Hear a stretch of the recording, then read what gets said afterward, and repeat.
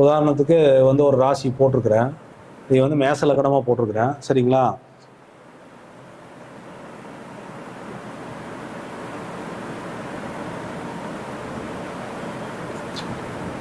இப்போ இந்த லக்னத்துக்கு வந்து பார்த்தீங்கன்னா இது என்னோட ஜாதகம் தான் போட்டிருக்கிறேன், வேற யாரும் இல்லை, என்னோட தான் போட்டிருக்கிறேன். இப்போ மேச லக்னத்துக்கு சனி புதன் இங்கே சேர்ந்துருக்கிற ஜாதகத்தில் இந்த சனிக்குண்டான எண் 8, புதனுக்குண்டான எண் 5 இதை தான் நான் பயன்படுத்துகிறேன். இயற்கையாகவே இந்த 85ங்கிறது என்னை நோக்கி வந்துருச்சு. அதுக்கு ஜாதகத்தில் அமைப்பு இருந்தால் மட்டும்தான் அது தேடி வரும், இல்லைன்னா அதை நம்ம பயன்படுத்த முடியாது. இப்போ இந்த 85ங்கிறது எனக்கு பாசிட்டிவாக நான் இயக்கிறேன். இதே சில பேர் வந்து இந்த சனி இப்போ புதனை இயக்கிறேன்னு சொல்லி 58 அப்படின்னு இது சனி புதன் தானேன்னு இயக்குனா அவங்க நிறைய ப்ராப்ளமும் சாதிப்பாங்க, நிறைய பிரச்சனைகளை அது ஏற்படுத்தும். ஏன்னா நீங்கள் வந்து இப்போ நான் இது போட்டு ஒருத்தர் டிபியாக வச்சிருக்கிறாரு அப்படின்னங்காட்டி நான் அதுக்கு வந்து விளக்கம் கொடுக்குறேன். ஏன்னா நம்மளால ஒருத்தர் ஒரு 10 பேர் பயனடைஞ்சவங்களா இருக்கணும், அதில் ஒருத்தர் பாதிப்பை ஏற்படுத்தக்கூடாது, நம்ம மூலியமாக ஒருத்தர் பாதிப்படையக்கூடாது அப்படிங்கிறதுல நான் தெளிவாக இருக்கிறேன், சரிங்களா? அதுக்காக நீங்கள் வாட்டுக்கு ஏதோ எடுப்பில் ஏதோ ஒன்று தூக்கி வச்சு நீங்கள் இயக்க வேண்டாம், கரெக்டான டிசிஷன் எடுத்து உங்கள் ஜாதகத்துக்கு தகுந்த மாதிரி இயக்குன்னு சொல்கிறேன். இதே 85 இப்படி திருப்பி போட்டு 58ன்னு வரும், அதுவும் புதன் சனி சேர்க்காது. ஆனால் இது சிறப்பான பலனை கொடுக்காது, நிறைய இலக்க வச்சிரும், சரிங்களா? அப்போ இதை நான் மாற்றி போட்டு இப்படி இயக்கிறேன், அப்போ எனக்கு சிறப்பாக இருக்குது. அதே மாதிரி வந்து பார்த்தீங்கன்னா இதில் செவ்வாய் குரு எனக்கு சேர்க்கை இருக்குது. இதுவே நான் குருமங்கள யோகமாக 93 பயன்படுத்துகிறேன், இது சிறப்பு. இதையே 39 பயன்படுத்தினா சுமாராக இருக்கும், கெடுப்பலன் இல்லை, சுமாராக வேலை செய்யும்.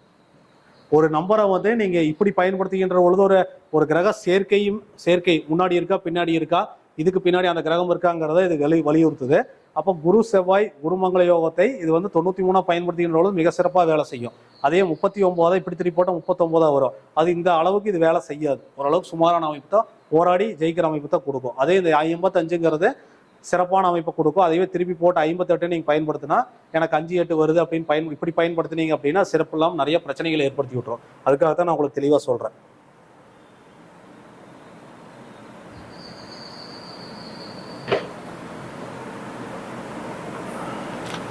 இப்போ ஒரு ஜாதகத்தில் வந்து இந்த மாதிரி கிரக அமைப்பு இருக்குது அப்படின்னு எடுத்துக்கலாம். பொதுவாக வந்து இதை மட்டும் நம்ம எடுத்துக்கலாம். இப்போ மேச லக்னம் புதன் இங்கே இருக்குது, 6ஆம் வீடு, சரிங்களா? 6ஆம் இடத்துல இந்த கிரகம் இருக்குது. இந்த லக்னத்துக்கு இந்த புதன் நன்மையை செய்யாது. நான் வந்து சனி புதனை சேர்த்து டோட்டல் நம்பரையும் பாசிட்டிவாக வச்சுதான் டோட்டல் நம்பரையுமே என் ஜாதகத்துக்கு யோகத்தை வரக்கூடிய அமைப்பில் தான் நான் வச்சிருக்கிறேன். இந்த 64ங்கிறது சூரியன், இது வந்து சூரியனுக்கு உண்டான வீடு, இது வந்து சிம்மம். அப்போ இந்த சிம்மம் சூரியன் தான் இந்த லக்னத்துக்கு யோகாதிபதி. அதனால யோகாதிபதி இயக்கிறதுக்காகத்தான் நான் 64 வச்சிருக்கேன். அதை வந்து நிறைய இதில் சூட்சமங்கள் நிறைய இருக்கும். நம்ம ஜாதக ரீதியாக நம்பர் எடுத்து கொடுக்கின்ற பொழுது 19 ஏதோ ஒரு நம்பரை தூக்கி நம்ம போட்டு இயக்கணும் அப்படின்னா தேவையில்லாத 8ஆம் பாவம் 12ஆம் பாவம் விரைய பாவம் தேவையில்லாத பாவங்களை நம்ம கிரகங்களை ஆக்டிவேட் பண்ணி விட்டோம்னா அது நிறைய தொந்தரவு கொடுத்துரும். அக்கௌண்ட்ல வச்சுக்கிற பணத்தை கூட திடீர்னு விரயத்தை கொடுத்து டோட்டலாக கொலாப்ஸ் பண்ணிடும், அந்த மாதிரி நடக்கும். அதனால கவனமாக தான் அதை ஹேண்டில் பண்ணணும் பணம் சார்ந்த விஷயத்திலையும் நான் சொல்றேன். அப்போ இந்த மேச லக்னத்துல பிறந்த எனக்கு வந்து இந்த புதன் திசை எனக்கு நடக்குது ரன்னிங்ல, இது என் வாழ்க்கையில நடந்த விஷயத்தை நான் சொல்றேன், சரிங்களா? என்னோட ராசி விருச்சிக ராசி, 7.5 சனியும் நடந்துட்டு இருக்குது. அப்போ சரிங்களா, 7.5 சனி ரன்னிங் இருக்குது, புதன் திசையும் நடப்பு இருக்குது.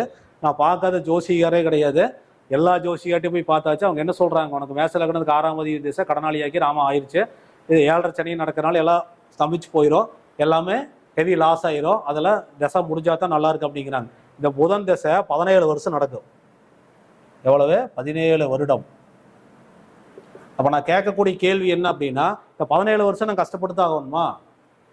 அதுக்கு விடை வரல, அதுக்கு எந்த ஜோசியரும் விடை சொல்லலை. இந்த 7.5 சனி ஓனம் சரியாயிரும், அடுத்து குருப்பெயர்ச்சி ஆனால் சரியாயிரும், இப்படி தான் சொல்லிட்டு இருந்தாங்க.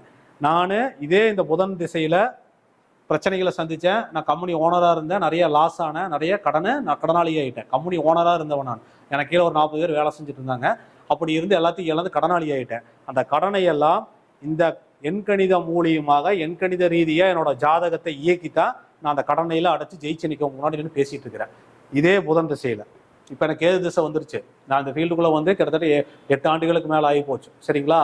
இந்த எண்கணிதத்துக்குள்ளே வந்து எண்கணித ரீதியாக ஆய்வு செஞ்சு இந்த ராஜநிலை எண்கணித மூலிமா நிறைய பல்லாயிரக்கணக்கான பேருக்கு நிறைய நம்பர்களை கொடுத்து ஆய்வு செய்து நிறைய நானும் ஜெயிச்சு மற்றவங்களையும் ஜெயிக்க வச்சதுக்கப்புறம் தான் நான் இதை பற்றி உங்ககிட்ட பேசுகிறேன். அப்போ இந்த எண்கணித ரீதியே இதே புதன் திசை 7.5 சனி நடக்குது, 7.5 வருஷம் 7.5 சனி நடக்குன்னா 7.5 வருஷம் பிரச்சனை சந்திச்சுட்டே தான் இருக்கணுமா?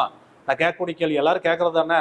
அப்போ அந்த காலகட்டம் முடிஞ்சாதான் உனக்கு நன்மை நடக்கும் அப்படின்னு இருந்தால் நம்ம ஜோசியமே பார்க்க வேண்டியது இல்லையே. எனக்கே தெரியுது அந்த தசை முடிஞ்சா நல்லா இருக்கணும், நம்ம ரெமெடி தேடி போக வேண்டியதே இல்லையே. புரியுதுங்களா? அப்போ எல்லாத்துக்கும் ஒரு ரெமெடி வந்து இந்த பிரபஞ்சம் கொடுத்துருக்குது, பகவான் கொடுத்துருக்கார். இந்த பிரபஞ்சம் நமக்கு உண்டான சோர்ஸை ஏதோ ஒரு வகையில் கொடுத்துருக்குறாங்க, அதை நம்ம எடுத்து பயன்படுத்தணும், பயன்படுத்த தெரியணும் அப்படிங்கிறத என்னுடைய கேள்வி, இப்போ ஒரு கருத்து. ஏன்னா சில பேர் வந்து வாதம் பண்ணுறாங்க, சில பேர் வந்து பரிகாரமே கிடையாது, ரெமெடியே கிடையாது, நமக்கு உண்டானதை நம்ம கர்மாவை கழிச்சு தான் ஆகணும் அப்படிங்கிறாங்க. அப்போது நிறைய ஜோடுகள் இருக்கிறாங்க. நான் ஜோடுக்கு எதிரானவன் இல்லை, சாதாரண மனுஷனே. நான் உங்கள் இடத்துல இருந்து நானும் சாதாரண மனிதனாக இருந்து நிறைய தொழில் செஞ்சு நிறைய கடனாளியாகி அந்த கடனாளியெல்லாம் கட்டி இப்போ நான் சொந்த வீடு கட்டிக்கிறேன், லோன் போட்டு தான் கட்டிக்கிறேன். இருந்தாலும் சொந்த வீடு கட்டி குடியிருக்கிற அளவுக்கு நான் வளர்ந்துருக்கிறேன் இந்த எண்கணிதத்தை பயன்படுத்தி. அப்போ எதுக்காக நான் சொல்ல வரேன் அப்படின்னா, இதையே நம்பி நம்பி நிறைய பேர் நம்மளுடைய வாய்ப்புகளை இழந்துடுறோம் அப்படிங்கிறத நான் சொல்கிறேன். அப்போ ஒரு ஜோடருக்கு வந்து ஒரு ஜோடராகிட்டு யாராவது இருக்கட்டும், இப்போ அவங்களுக்கு வந்து திடீர்னு உடல்நல பாதிக்குதுன்னு வச்சுக்கோங்களேன், அவங்க ஆஸ்பத்திரிக்கு போக மாட்டாங்களா? நான் கேட்குறது, உடல்நிலை பாதிச்சதுன்னா ஆஸ்பத்திரி எதுக்கு இருக்குது? மருத்துவத்தை எதுக்கு நம்ம சித்தர்கள் கொடுத்துட்டு போனாங்க? அப்போ என்னோட கருமா நான் இதை அனுபவிச்சுட்டா கழிக்கணும்னு சொல்லி அதை நோயை அனுபவிச்சே கழிச்சிடுறாங்களா? யாருமே அதுக்கு முன்வரது இல்லையில. எந்த டாக்டர் சிறப்பாக பார்க்குறாரு? இங்கே இல்லை, எந்த ஊரில் நல்லா டாக்டரை பார்க்குறாங்க, போய் நம்ம வைத்தியம் பண்ணிட்டு வந்து காப்பாற்றிக்கிறதுக்குண்டான முயற்சிகளை பண்ணுறோம் இல்லையா? அதுதான் ரெமெடி. அது முதல்ல புரிஞ்சுக்குங்க.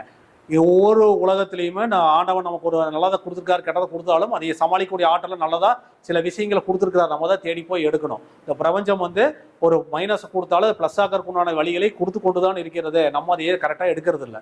இதுதான் நமக்கு இருக்கிற பிரச்சனை. புரியுதுங்களா? அப்போ பரிகாரமே இல்லை, ரெமெடியே இல்லைன்னு சொல்லி நம்ம இருந்தோம்னா நம்ம இப்படியே தான் இருக்கணும். நானும் அப்படியே இருந்தேன்னா இன்னும் நான் இப்படியே தான் இருப்பேன். நான் இந்த எண்கணிதத்தை பயன்படுத்தி தான் என்னோட ஜாதகத்தை இந்த 2-11 இயக்கி பணம் வருமானத்தை பெருக்கி இருக்கிறேன், 4ஆம் பாவத்தை இயக்கி கார் வாங்கியிருக்கிறேன், இந்த 4ஆம் பாவத்தை இயக்கி இப்போ வீடு கட்டியிருக்கிறேன். புரியுதுங்களா? தசாபுத்திகள் அதுக்கு உண்டான நேரங்கள் வருகின்ற பொழுது சிறப்பாக செய்யும். அப்போ தசாபுத்தி மோசமாக இருக்குங்கிற பொழுது நமக்கு அதனுடைய பாதிப்புகளை குறைச்சிக்கிறதுக்கு இந்த மாதிரி வழிமுறைகளை நம்ம பயன்படுத்தலாம். அன்றாட வாழ்க்கைக்கு தேவையான நம்மளுடைய சம்பாத்தியத்தையாவது அதில் பெருகி நம்ம அந்த பிரச்சனையிலேருந்து வெளியே வரலாங்கிறத நான் திரும்ப திரும்ப சொல்கிறேன். அப்போ அந்த கிரக நிலைகள் மாறுற வரைக்கும் நம்ம உட்காந்துருக்க முடியாது. உட்காந்துருக்க யாராவது முடியுமா? முடியாது. 10-15 ஜோசியரை பார்த்துட்டு தான் என்கிட்ட வர்றீங்க. அப்போ அவங்களுக்கு வந்து ரெமெடிங்கிறது எண்கள் ரீதியாக தான் நம்ம ரெமெடியை கொடுக்குறோம். வழிபாடு ஒரு வகையில் சொன்னாலும் எண்கள் ரீதியாக தான் ரெமெடி கொடுக்குறது. பயன்படுத்தினாவே உங்களுக்கு மாற்றம் வரும் தான் நம்ம வலியுறுத்தலாம். அதுக்காக தான் என்னோட ஜாதகத்தையும் நான் போட்டு உதாரணத்துக்கு சொன்னேன். ஏன்னா ஒரு மோசமான தசாபுத்தி நடக்கலாம், அவங்களுக்கு 7.5 சனியும் நடக்கலாம், பாதிப்பு இருக்குத்தான் செய்யும். அப்போ அந்த பாதிப்புகளை வந்து நம்ம எப்படி ஃபேஸ் பண்ணுறது? அதுக்குண்டான எதிர் விஷயம் பகல் இருந்தால் இரவுன்னு ஒன்று இருக்கும் இல்லைங்களா? அப்போ அதுக்குண்டான எதிர் விஷயம் நம்ம எப்படி டியூனிங் பண்ணுறதுங்கிறத நம்ம இந்த மெத்தடை சொல்கிறோம். அதனுடைய கிரக வேலைகளை செஞ்சுட்டு தான் இருக்கோம். நம்ம அதுக்கு உண்டான பாவங்களை இயக்கி அதுக்குண்டான வருமானத்தை பெருக்குங்க, வருமானத்தை பெருக்கி கடனை கொஞ்சம் கொஞ்சமாக கட்டுங்க அப்படிங்கிறத நான் சொல்ல வரேன். வேற ஒன்றும் கிடையாது இதில். அதனால ரெமெடிங்கிறது எல்லா வகையிலையும் உண்டு. உங்கள் ஜாதகத்தில் எந்த மாதிரி தசாபுத்தி நடந்தாலும் சரி, என்னோட ஜாத்தியே போட்டிருக்கிறேன். பாதகாதிபதி தசை நடந்தாலும் சரி, 6ஆம் அதிபதி தசை நடந்தாலும் சரி, 8ஆம் அதிபதி தசை நடந்தாலும் சரி, 7.5 சனி நடந்தாலும் சரி, அஷ்டமதி சனி நடந்தாலும் சரி, ஏகப்பட்ட பிரச்சனையை நான் சந்திச்சிட்டேன்னு சொன்னாலும் சரி, இந்த எண்கணிதத்தின் வாயிலாக உங்களுக்கு கண்டிப்பாக மாற்றத்தை ஏற்படுத்த முடியும். ஆணித்தரமாக என்னால் சொல்ல முடியுங்கிறத மீண்டும் மீண்டும் நான் அதில் பதிவு செய்கிறேன். சரிங்களா? புரிஞ்சுக்குங்க.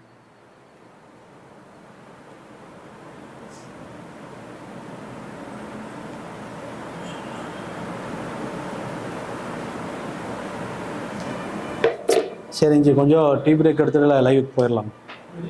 டீ பிரேக் கொஞ்சம் எடுத்துட்டு லைவுக்கு போயிடலாம்.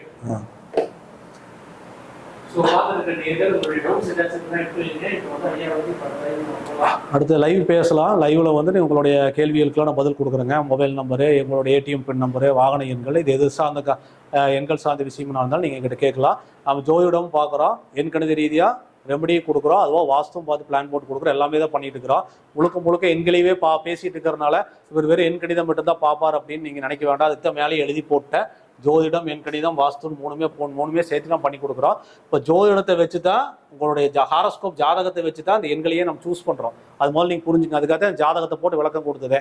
இப்போ ஜாதகத்தை தான் உங்களுடைய கர்மாவை பற்றி சொல்லும். அந்த ஜாதகத்தில் உங்களுக்கு பிளானட்டரி பொசிஷன் எப்படியெல்லாம் இருக்கோ அதை நம்ம ரிசர்ச் பண்ணி எடுத்து தான் உங்களுக்கு அடுத்த கட்டத்துக்கு உண்டான ஒரு பாஸ்வேர்டு அமைக்கிறது, ஒரு மொபைல் நம்பர் தேர்வு செய்கிறது, இந்த மாதிரி எல்லா விஷயங்களையுமே உங்கள் ஜாதகத்தை வச்சு அனலைஸ் பண்ணி தான் அந்த எண்களை நம்ம சூஸ் பண்ணி கொடுப்போம். அப்போ தான் அது வெற்றியை கொடுக்கும்.